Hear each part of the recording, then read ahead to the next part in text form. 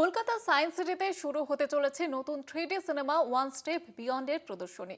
মহাকাশ অভিযানকে কেন্দ্র করে তৈরি এই ছবিতে মহাকাশযান উৎক্ষেপণের অভিজ্ঞতা, মহাকাশে মানুষের জীবনের নানা চ্যালেঞ্জ এবং অত্যাধুনিক প্রযুক্তির ব্যবহার তুলে ধরা হয়েছে।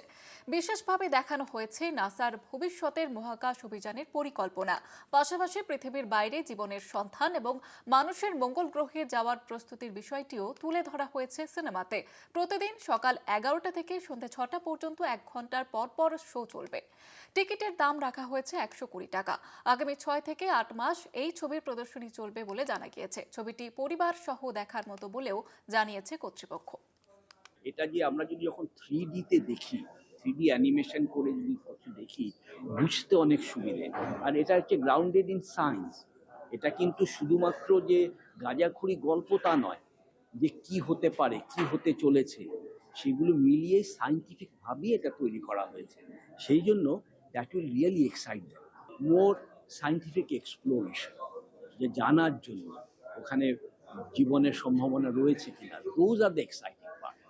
যখনই আমরা একটা ফিল্ম দেখছি, সেটা নিয়ে যখন আমরা বাড়িতে নিজেদের মধ্যে ডিসকাস করব, তখন সবারই একটা কিছু না কিছু বলার থাকবে বা কিছু না কিছু জানার থাকবে।